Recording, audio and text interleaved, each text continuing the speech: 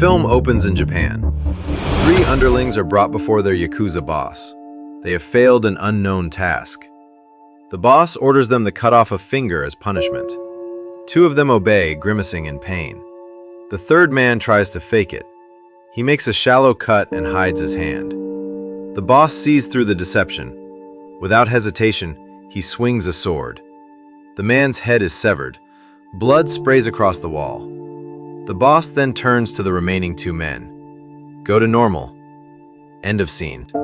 Then we shift to Normal, Minnesota, a small, snowy town with a population of 1,089 people.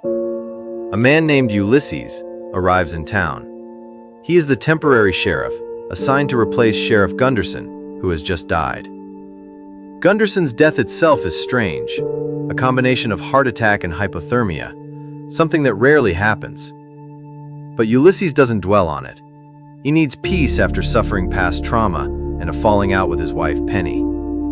The town of Normal looks very normal. There's Normal Bank, Normal Stores, and a sheriff's office called the Normal Sheriff Station. But Ulysses begins to notice oddities. City Hall has a mysterious $16 million fund. The sheriff's office has excessive weaponry. And at the local diner, the walls are decorated with a collection of rifles. Still, Ulysses chooses not to overthink it. Life's a lot easier when you care a little less. One day, two clumsy bank robbers, Lori and Keith, attempt to rob Normal Bank. Ulysses and his two deputies, Mike and Blaine, respond to the incident. As Ulysses enters the bank, suddenly, Ulysses' two deputies turn against him. They shoot at their own sheriff. Ulysses nearly dies, but he survives. He realizes the entire town is now his enemy. He discovers something unexpected. Inside the vault are hidden Yakuza gold and a massive cache of illegal weapons. It turns out the town of Normal has been partnered with the Yakuza for years. The townspeople know this secret, and they will do anything to protect it. His only ally is Alex, the late Sheriff Gunderson's child, rejected by the townspeople because of their transgender/non-binary identity. They are surrounded by heavily armed townspeople. But Ulysses is not an ordinary sheriff. He has a dark past that no one knows about. Moira, a bartender who also knows the town's secret, helps Ulysses with information. But she doesn't join the fight. She only observes from a distance. A brutal battle erupts. Ulysses uses everything around him to survive. Knives, guns, dynamite, even a grenade launcher. One by one, the townspeople die in horrific ways.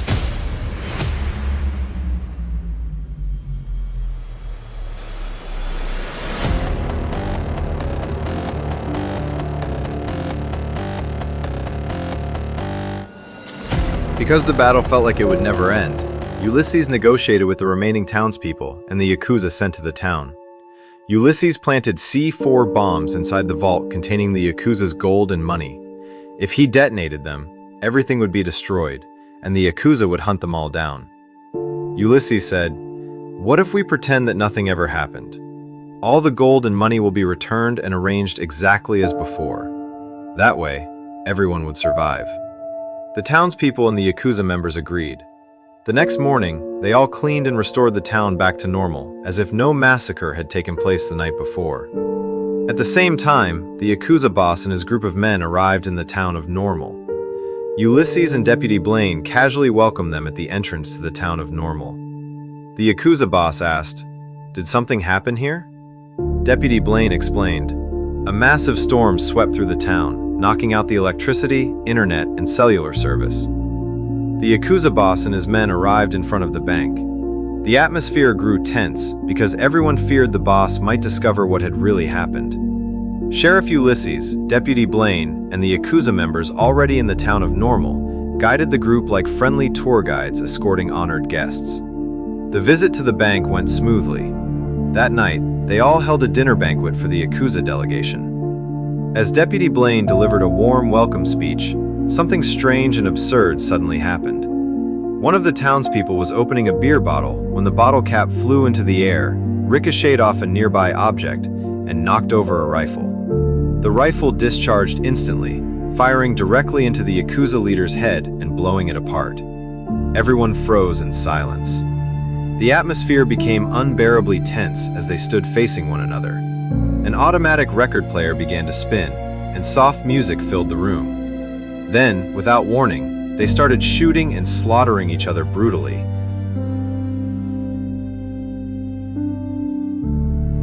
Leaving only Ulysses, Deputy Blaine, and Alex alive in the room. 1 month later, he called his wife Penny and left her a voicemail. "I'm in Texas now, filling in for a sheriff on maternity leave. And I left the town of Normal exactly the way it used to be, because I didn't want to interfere," he said. Normal might no longer be normal, but Ulysses had finally found his peace. That concludes the recap of Normal, starring Bob Odenkirk. Like, subscribe, and comment which movie you'd like us to recap next. See you in the next video.